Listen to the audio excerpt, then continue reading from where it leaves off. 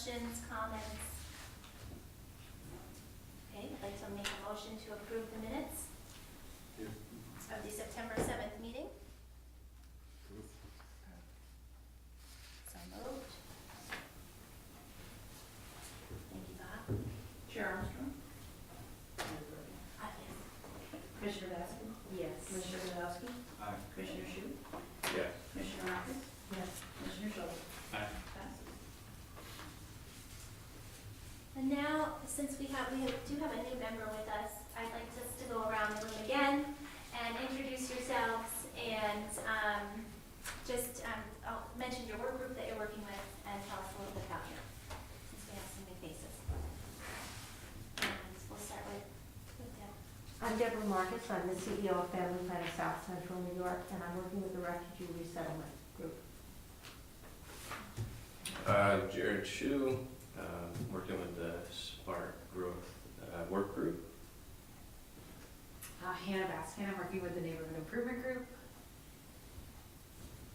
Oh, yeah, sorry. He needs no introduction, he is the mayor. I thought I was watching somehow. It's okay. Mark trying to become the mayor. Jeez. Jen Armstrong, I'm the chair, and I am liaison for the infrastructure work group. Kirk Schulte, I'm the executive director at the Oneonta Housing Authority. So responsibilities include running Nader Towers, Academy Arms Apartments, and James F. Lotus Apartments. And I'll be working with the Affordable Housing Group.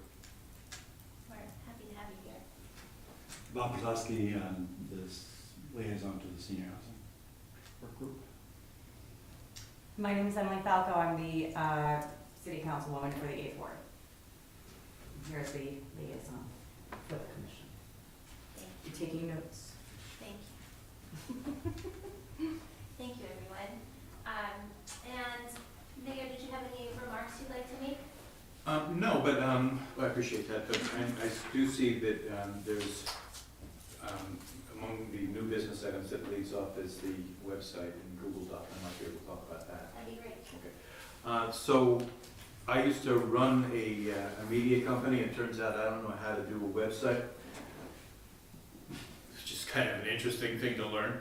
I used to know how to do this. But anyway, so we have any number of ad hoc committees, and all of these work groups are ad hoc committees, which is to say they are advisory committees. People will come, people will go, they will, with the exception of Deb's group, which is actually pre-existing the refugee resettlement folks. But the bottom line is that all of the task forces are ad hoc committees, and they're not the only ones that I have built. You may be aware, as has been in the news lately. So what I decided needs to be done, not only for these work groups to be able to share information with one another, but also so that we are really public-facing around all those conversations that are happening as well in these other work groups outside of housing, which include things like the Gear Management Task Force and the Performance Venue Task Force and a marketing, recruitment marketing committee, and even we're working on a welcome wagon committee. All those folks alongside of the housing commission work groups. I've grabbed the URL, all for, number 4, Oneonta, because my sense of it is that one for all and all for Oneonta kind of works. Because that's the conceit of my mayoralty. And so we have here in the menu the various navigations to the various work groups, and for you guys specifically that you should know, it's a real simple sort of drop down that includes previous meetings, so all the minutes will go there, information and resources, and this is the same navigation for every one of these work groups. Information and resources, and so that will be, all of this shared stuff, including who's on your committees and so forth, and then a calendar. And so with that, you'll be able to see what other folks are doing fairly easily. There's also a Google Doc that Daniel Lappin put together that I'm infusing into this. as well, because you can't have too much information, although Google Docs do tend to baffle me. I mean, I may be the only one, but I don't think so. So, so the more that we can put out there that is public facing and engaging and enlightening relative to all the various things that we're doing, both within and without these committees, I think that's a good thing. And so I'm learning how to put together a website. And talk to me in a couple of days, and I might actually know what I'm doing. We'll see.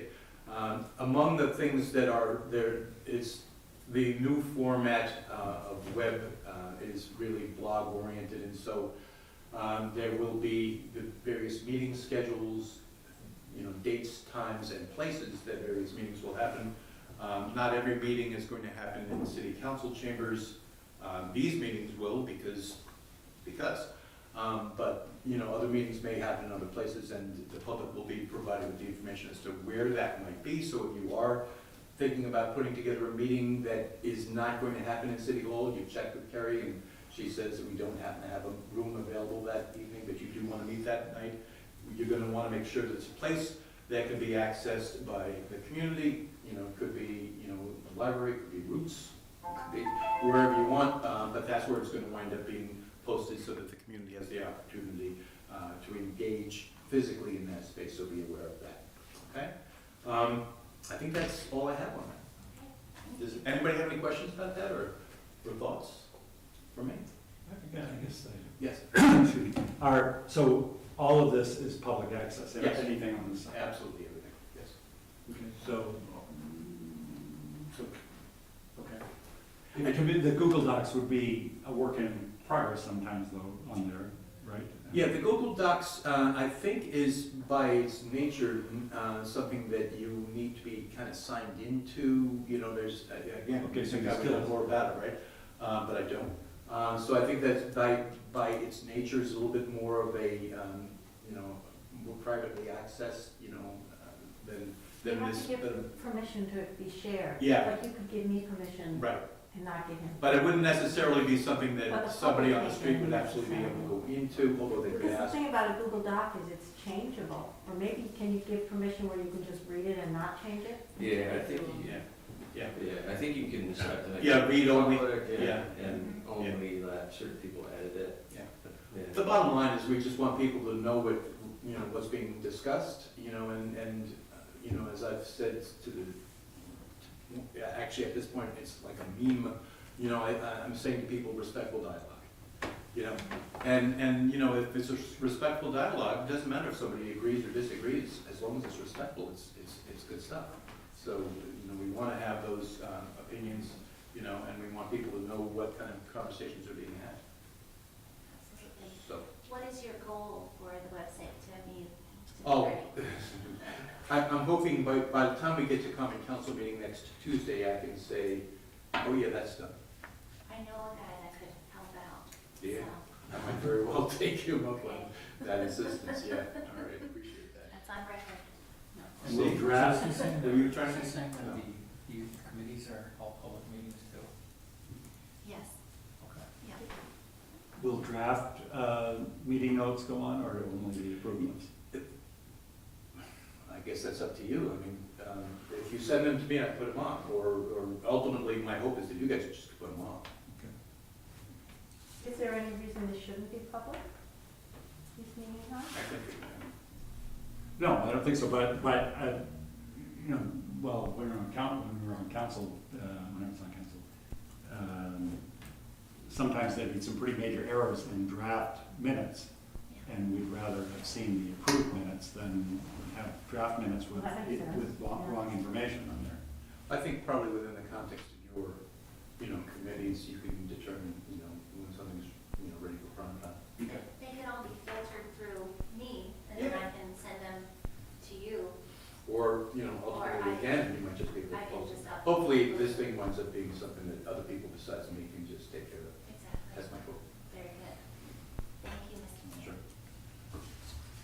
So new business, I was thinking we would go around and just tell about our meetings, how they went, just the overall consensus, and go from there. so I thought we could go around the room. We could start with Deb, Okay. and if you want to give your update, that would be wonderful. How much time do you want me to take? I mean, I could do this in 2 minutes, or I could take 2 hours. You just have to. 2 minutes. 2 minutes? Okay, well, if I'm gonna do it in 2 minutes, then I suggest, we have a website, the Otsego Refugee Resettlement Coalition has a website, which is www.refugeotsego.org, so it's refugeotsego.org. So that'll give you the whole background, so then that cuts about an hour and 58 minutes out of the presentation if you just look at that. And we started this exactly a year ago, and it is very hard to do this only in 2 minutes. And Take your time. the first thing that we were told was, if you can't find housing, you might as well forget it, and housing is impossible, and nobody can find housing in Otsego County, so until you've got that part figured out, don't try to do anything else, but that didn't really work for us, so we established a number of committees. Housing was one of them. There was employment, culture, education, medical services, marketing, transportation. So we have all different committees going on that. Carly Ficano chairs the housing committee. And what we did is we set up, and you'll see if you go on our website, that there's a how you can get involved or how you can help. I don't remember what it's called. And we have a form to volunteer, and we have a form, I think it's a Google Doc, so somebody did figure out how to do that, and it wasn't me. The housing inventory, we figured we needed a housing inventory because we were told by following, the center in Utica was originally called the Center for Immigrants and Refugees. They're very established, they've been around since the 1980s, and they've brought over 16,000 refugees into Utica, turning it from a dying city into a truly a thriving community. So they guided us along, and they said that you need to make sure that you find housing that's available for at least 6 months to a year is the minimum, because the people who would be coming to us have been moved from one place to another, and they need stability in their life. So it's not enough if somebody says, well, you could stay in my bedroom for 3 weeks. It's got to be 6 months to a year. It's got to be a real house, not somebody's bedroom, not a dorm room. An apartment is fine. There actually are federal regulations on everything that we have to have. So we set up an inventory, and we said to people, if you have something immediately, tell us, and if you have something that you'll have in a year and a half, tell us, because we need to have this ongoing inventory. At this point, we also were aiming for, since this is the city of Oneonta, but we're all of Otsego County, we had an offer in Richfield Springs, different places, and we were instructed, all of this is at Center and Utica were guiding us, that either aim for Cooperstown or Oneonta, or the corridor in between where the buses go, because you can't assume that people are going to have cars. And the services and the jobs. We also connected with DSS, and we have a connection there, are there. So at this point, we have 3 houses in Oneonta, a couple in Cooperstown, on our inventory. Now, we don't have our refugees yet. That's kind of a hurry up and wait. We are now at the point, we were told we couldn't start the process. We raised $25,000. We have employers who are ready to hire people. We have English as second language classes all ready to go. And we put our application in, and you could get a phone call in 2 weeks saying, okay, they'll pick up people at the airport, or it could be 6 months. So we have no idea. So some of these offers are going to expire. People say, well, I have something available for 6 months, but if you don't come in, I have to rent it to somebody else. We're also not looking, we love donated things, but we're talking about rental properties. Somewhat below market rental properties, hopefully. So that's like the 2-minute version. I could give you any more information, and you also call me or email me, and I'll give you more. But if you check our website, they give a lot more. Is that the kind of report you wanted? Fantastic. Okay. Thank you, and thank you for all the work you're doing. Does anyone have any questions for Deb? How often do you meet? The other The set? larger coalition meets every 2 months and happens to have met today. We have a steering committee that meets once a week, and the committees meet as needed. The housing committee is an active committee that meets pretty frequently. Yes, please. By all means, Ms. Falco. Well, I'm wondering, So what's the ultimate goal for this committee? How many families do you want to bring in? For us. Or where are you getting these where are the families coming Where from? are they coming from? This goes past the 2 minutes. The ultimate goal is that it's not just, some of us, many of us are grandchildren of refugees or refugees ourselves or immigrants, and we want to do that, but it also, and I've talked to Mark a lot about this, it's a real win-win for Otsego County because we need to bring in more employees, we need to bring in people with new ideas, depending where they come from. Some of these people, if the people who come from Ukraine, they may be engineers and doctors. If they come from the Democratic Republic of Congo, they may be agricultural workers. There are people at every single level. So I really do think that it will be helpful to the community. We're losing population. We need more kids in school. You asked me how many we intend to bring in. Oh, we are just learning how to do this. So we would start with 1 or 2 families. But what you try to do is you try to bring in people from the same area so that they have community. In fact, we were talking today at our larger meeting about maybe we can convince some of the refugees who are settled in Utica that they want to move to Oneonta, so that when the new refugees come, and if we had a group of people from, say, the Democratic Republic of Congo or something, then they would try to bring other refugees from the same area. Mm-hmm. So you don't have to, nobody else speaks my language, no one else eats my food. So how many are we trying? At most to start 1 or 2 families. We can't, we're not assuming the 16,000 like in Utica. But we have to have a community or else people aren't going to want to stay. So we see this as a long-term project. Definitely, I think it's wonderful. Actually, my family, if I can just say something personally, we sponsored a refugee family from Venezuela recently. They ended up kind of moving out of the area because I of heard a lack about of that. job. I heard about that because when we were talking about the need to have a community here, someone brought up the fact that there were Venezuelan refugees here, and then they left because there wasn't a community. So we really are very sensitive. They want to come to that back. idea. They really want to come back. Well, I they talk want to to Bill come with them all the time. Like they want to come back. But We could also talk about people who haven't just come in immediately. We could do the supports for that because we are trying to that's why we have all these different committees looking at all that. There's a culture committee, what's the language, what are comfort foods, what religion will we have involved? Because somebody gave the example of a Venezuelan family who came in and left. Cool. And I we don't all want to take up any more together. time, but I just wanted to get an idea of like the scope of the project. and We're I starting think small That's because we're awesome. learning how to do it. Cool. Great. Sounds like you made a lot of progress. It's incredible. It's 1 year. Yeah, we did. When do you expect the first refugees and what's in the way? Well, that's the hurry up and wait. There are 2 different ways. If I could can I have like 3 minutes more? Yes, oh, please don't worry. Okay. There are several different ways that refugees can come to this country. The more traditional way is they come through they're very heavily vetted. It takes a number of years.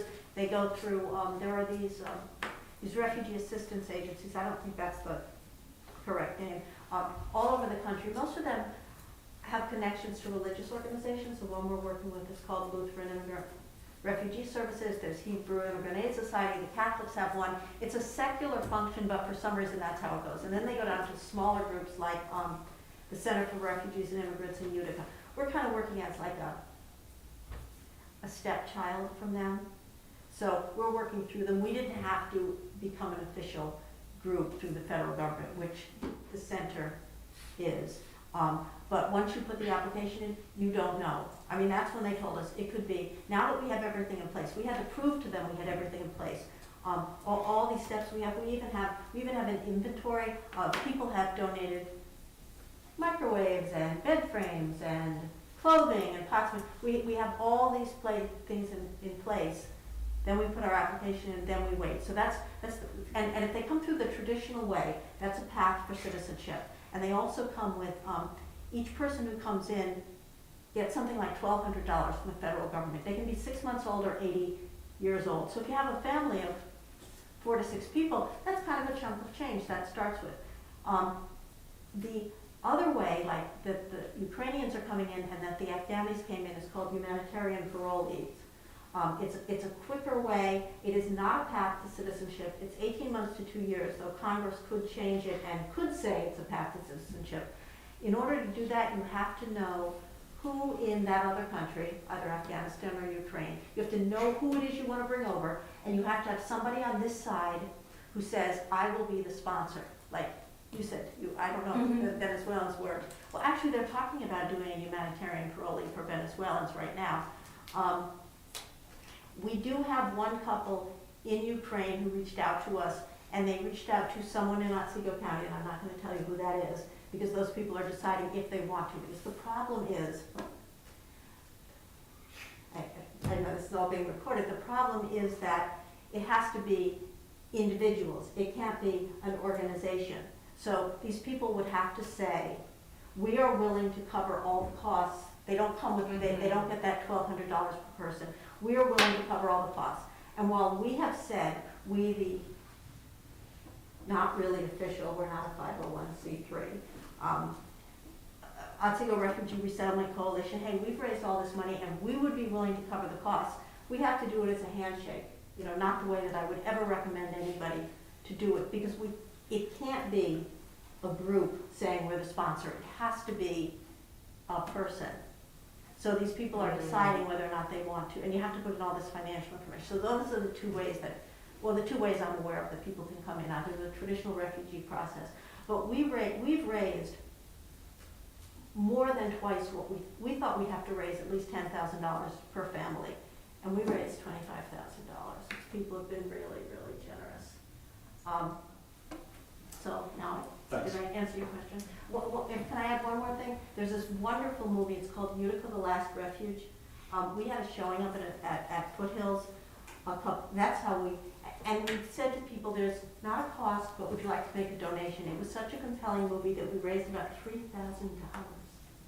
We're talking Oneonta, and it's showing, people were so generous, people were giving like $100. It's such a compelling movie, but it's going to be shown again at SUNY Oneonta on October 26th at 6 o'clock, so if anyone wants to see it.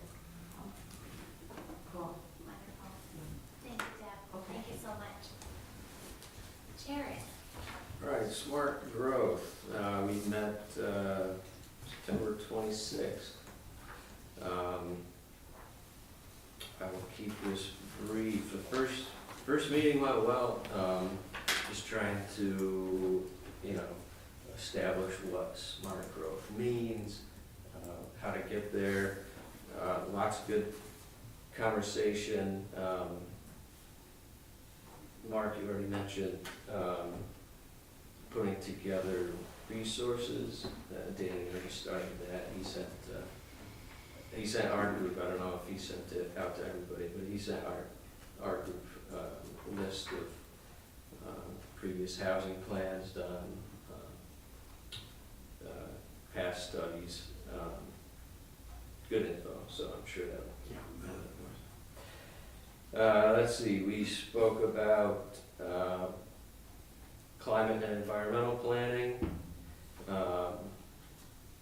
demographics, who are we attracting, what are they looking for? One important aspect that we talked about, the CFA grant period opens in May and ends in July, so we're targeting January to have a list of grants that we would like to, or that we will encourage the city to apply for.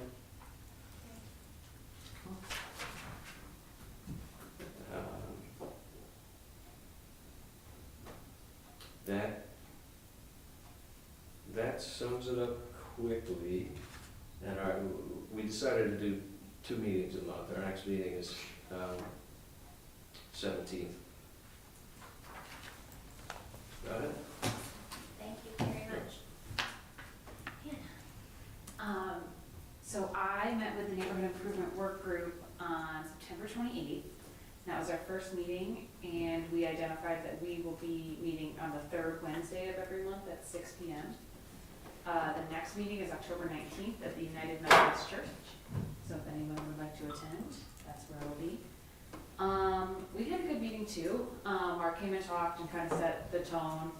And then we kind of talked a little bit about what we all see as topics of interest and what neighborhood improvement means to us. So some things that came up that were themes were accessibility. So sidewalks were a really hot topic. Sustainability. So people were talking about the no lawn movement and encouraging native planting. New homeowner, like education and how we can introduce new homeowners to city codes was one big thought. And then, of course, landlord properties came up. Absentee landlords and student rentals seem to be a theme and a, I guess, stressor for folks. Historic preservation is my personal hot topic. And we talked a little bit about code enforcement and like consistent maintenance of homes in the city. So Stephen has generously offered to come to our next meeting and answer a whole lot of questions. Mark saw a long list of questions. But I think there's some themes in there, and some of those are along the lines that I just talked about. So people have a lot of ideas. I think it will be good going forward to kind of have some direction, get some education, and then identify problems and solutions to those problems that we can recommend. So the other thing that I wanted to share is that we are doing an inventory by our next meeting in our own neighborhoods, just to see, like, are there common problems that we're seeing? Are there at-risk houses? I guess, what are we seeing, and also what are the positive things that we're seeing in neighborhoods that we want to encourage and hope that they flourish? And that's it for me. That's awesome. Thank you, Hannah. Can I jump in real quick? By all means. You referenced, Hannah, the questions that you had, and actually, I think most of the work groups had questions, and there was a lot of overlap of these questions.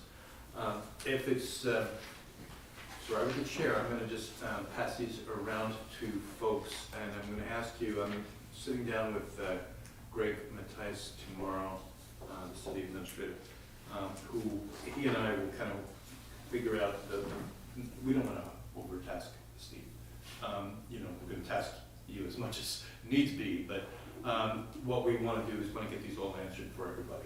So I'm going to pass these around, and if there's anything, 1, 2, 3, I think, anything that is not here represented in these questions, if you want to just email me, I'll add them too. I think that takes care of everybody. And I'll, that way, there's going to be a lot, Steve, I'm sorry, there's going to be a lot that you'll need to answer initially, but then all of those questions should be answered for folks, and then you'll all be able to kind of work off the same sheet music and not be peppering code enforcement or anybody else for that matter for too many, redundant kind of questions and answers. Does that make sense? Well, I'm not so sure I wanted him to see that, but that's all right. Oh, I'm sorry. So it's one word off. And he's the only one that really got Yeah, well, anyway, that's late plans. There may be more. Sorry. But again, if you can provide me with anything that may have not hit this sheet, then I'll create a yes. Go Can I ahead. add to that? A lot of requests for data came up. Mm-hmm, yeah. That, I'm sure everybody will want the same type of data. So Exactly. we're coming up with a list of, if there's stuff missing that we don't see or can't find, we're coming up with a list. And Greg and I have talked about this as well, and there's, a lot of the data exists, and it's a case of, we'll provide you with URLs, hot links that will take you there. We're not gonna reinvent the wheel, we'll just send you to the right place. And then all of that, all those resources, I'll see if I can get it keyworded for you so that you can easily, find the things you're looking for with a quick search. Thanks. Thank you. My work group is the infrastructure work group utilization. And we met on September 22nd at the Keller Williams conference room. Joan Fox was our host, and we voted, and she is the chair of our work group. We met there just simply because she has an overhead projector and that type of thing. So, but our next meeting is scheduled here for City Hall at 5 PM on 10/27. It was a great meeting. Everyone is very vested in the city that, is on the work group with me, and they are, they run the gamut of their wisdom and have seen the city change over time. And some are landlords, and obviously we have Joan, who is in real estate and very knowledgeable. But again, just a wonderful group, and all wanting to do good for the city of Oneonta. And Mark also attended the meeting and set the tone, same as what Hannah said. And really, we came up with, we just had a nice discussion, and then we came up with some action items, being one that we want to identify and catalog the developable lots, vacant, maybe not vacant, that aren't being utilized, and, identifying those as action number one. That might be potential for a developer. And action two is to, convert buildings, identifying those, and being able to present those to a common council. And then also to work on solutions to increase landlord potential to utilize their upper floors, and, to make those, to add those to the housing count in the city.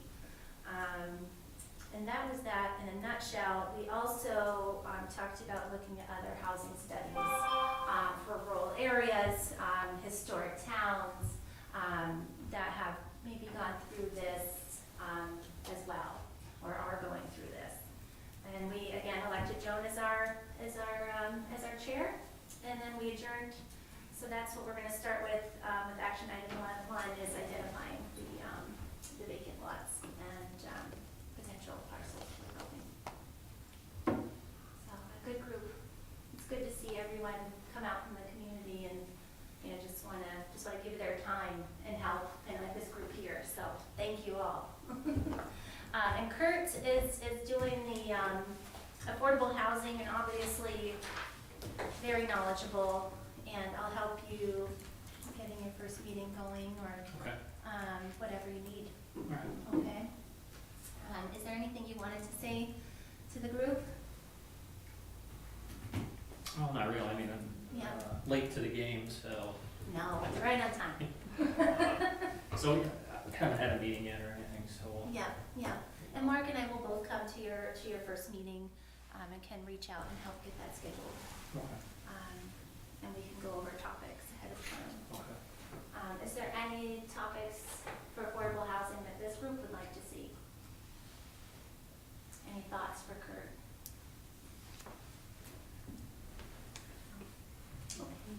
Again. All right, your job is done. No, it's not. You got a lot of work to do. Ah, but you work in it every day. So again, appreciate you being here.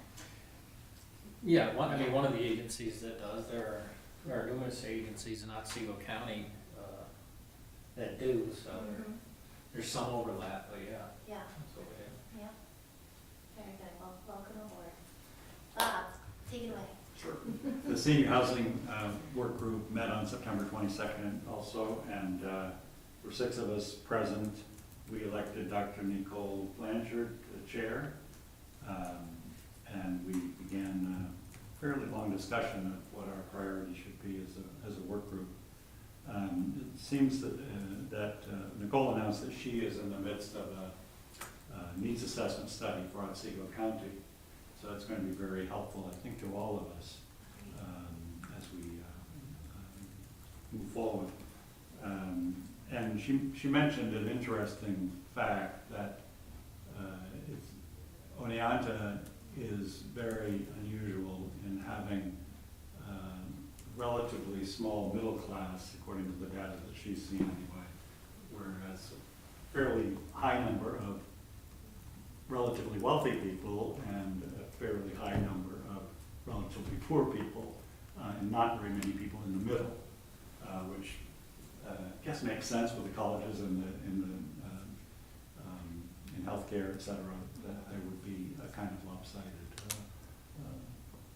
that's not really lopsided. lopsided, but Yeah. not equal distribution. We talked about whether our emphasis should be on helping folks to age in place versus having kind of options for post homeownership. And our initial discussions anyway are that we should be looking at both. We talked about, some of the members talked about things they've seen, like tiny home projects or cottage projects in other cities that might work here in Oneonta.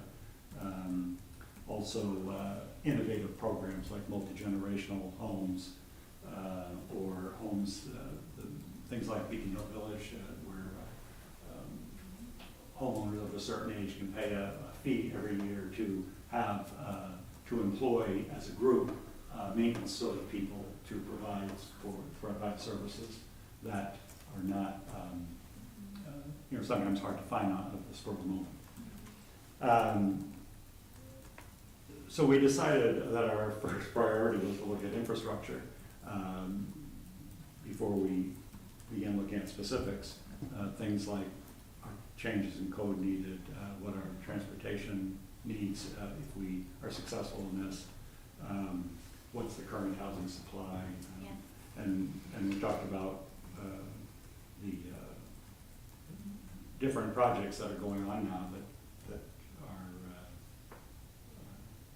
that show promise, things like Housing Visions and OFO and what might happen at the Armory or what might happen with St. Mary's, near the Oneonta Hotel, Let's Eagle Land Trust. I'm especially interested. We've been talking about this for years, and it seems like, as you were mentioning, I've heard a figure of 30 vacant homes now. That might be in the running. What SUNY Delhi's been doing, what LOCI's might be able to do. So those, I hope we don't have to work too long on those things before we get to really acting on specific projects, like you mentioned, Jared, about trying to meet a deadline for May. Our next meeting is on November 1st in the Mayor's Conference Room at 6 o'clock. Thank you, Bob, and I think there's gonna be, some crossover, and if there's something you wanna pass to me on infrastructure or to Hannah or Jared, we're all working together. Sure. So that you're not having to, but maybe you need those answers before you can move forward. Right, definitely. Right. So there's gonna be some of that for sure. Thank you, Bob. Okay, thank you, everyone. Sounds like we all had a good first meeting. Does anyone have any discussion? Any questions, comments? I have a question, which is I just made like a Google Drive for my work group. Should I share that with everybody here? It's mainly just to keep myself and all the work group organized, like it's where I'm putting meeting minutes and like reference materials, like resources we find. Share it with everybody. Sure, it can't hurt. And then once we have the website, and that's our hub. That's what I wasn't sure if this was like fantastic, yes. duplicating efforts at this You point. know, if anything's duplicated, that's fine. It'll still be, we'll put one of everything on. Beautiful, awesome, beautiful. I'll share that with everybody. Is it worth talking about how our committees are organized, sort of, and what our role is within the committee to see that we're all, or should we just be kind of Absolutely. exploring how that works instead of sharing how? I think the more we share, the better. Okay. Yeah, so, Because in Yeah. this in senior housing, Nicole will be developing the agendas, et cetera. So far, I've been taking the meeting notes yeah. and scheduling, the rooms with Carrie. But that's. Yeah. That's That's similar here. that's the approach I think we're gonna take. They didn't want, the smart growth work group wanted to wait a couple meetings to select the chair. So I'm kind of filling in, but we might actually do a rotating chair structure, so each meeting has a different chair, which, they'll develop the agenda. I'll probably be the one taking notes most of the time, so so. Yeah. Similar here, Joan is, gonna be the chair, but I will be running the meetings here and, minutes, sitting and listening in and just being there to guide. Yeah, We're full members of the committee, though. yes, each of us. yes, we are members. That's how I see it. Of the work group, I should say. Yes, of the work group, yes. I can probably speak to that a little bit too. Having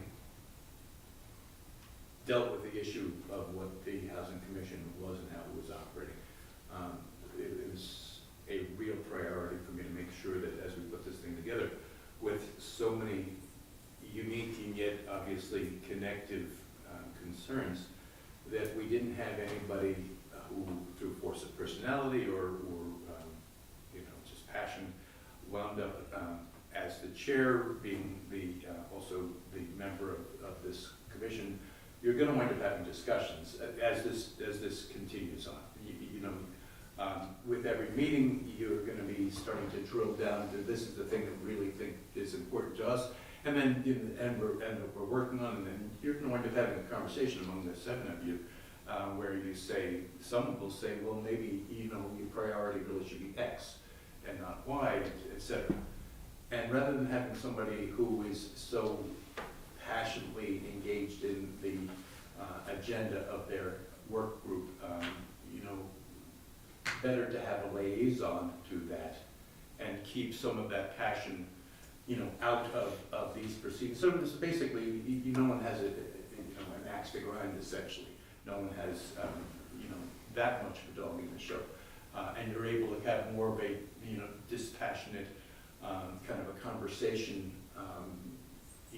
and so that's, I don't know that that's been done before. I don't have any precedent of this having been done before, and maybe it'll work. And if after a few months, you decide that there's a better, mechanism, all we want to do is we know what the goal is, right? We want to address and solve as best we can our housing issues. And however we get to that goal, the important thing is we get to the goal, and we do it in a respectful sort of a dialogue. So that was my rationale for the construct of it. I don't know of any precedent for that. If it winds up being cumbersome for you, you guys are the Housing Commission. You can make alterations in the way some of this works. I think the shared information piece of this is huge, because while you have unique concerns, nobody's operating in a silo, And so breaking down those walls and seeing that other people are also interested in infrastructure, are also interested in an assessment of the numbers of developable properties, or whatever it may be. Knowing what's going on with one another, even as you're able to kind of maintain an individual focus, is going to be huge. And again, you'll tell me, or in some fashion or another, you'll work out the best path to get to where we want to get. I'm no genius. I just want to get you guys started on a path that I think is going to be successful. And I'll just say there is one council member, commission member that's not here, who, just a small disappointment to me, but arguably all of these 7 work groups are pretty important, and uniquely, you can make a case for every one of them as being kind of a preeminent concern. But the one that's not currently represented is student landlords, essentially, that short-term rental piece, and the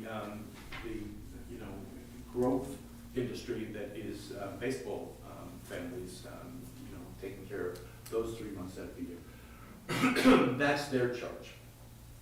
And to that end, I'm going to have to see what I can do about, both John and I, to see what we can do about getting that particular work group kick-started.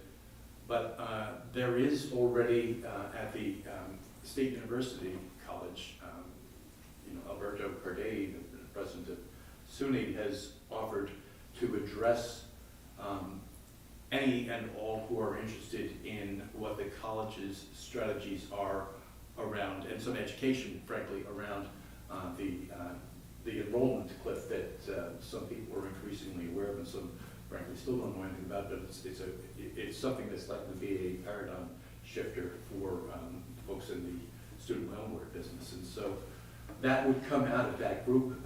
That will, I think, happen one way or the other in this next month, because it needs to. And that would be something that everybody here would be certainly invited to. But that is, I guess, you know, that was the methodology and the rationale for it. When specific projects are brought up by the subgroups, and for example, if it involves funding, would we vote as a group to ask the council or to pursue that particular initiative? Yeah, this is the housing commission, so. Right, it's not the subgroup that's going to do it. No, that's right, they're an advisory group, and it's important that they all know that there's some that are super gung-ho, and, you know, they are, by definition, advisory groups. You guys are the decision makers in terms of what gets moved on to either a committee or to the council. And if I could ask another question. What are the chances that we can get into the law of Son Dietz at some point to just see what's there in advance of, you know, at some point? I can ask next time the Carneys are in town. And the same thing eventually with Ford on Main.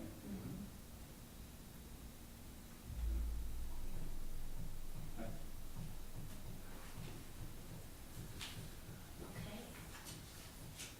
And next we have kind of just open discussion.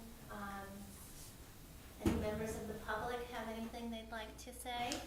I'm the public. I'm Dana Harrell. I, until very recently, was the pastor at Cooperstown United Methodist Church. I retired at the age of 64 in July, and I live on 41 Ford Avenue. My wife Marty is the pastor at First United Methodist, and I'm deeply interested in economic issues, and I'm here learning about them. So thank you.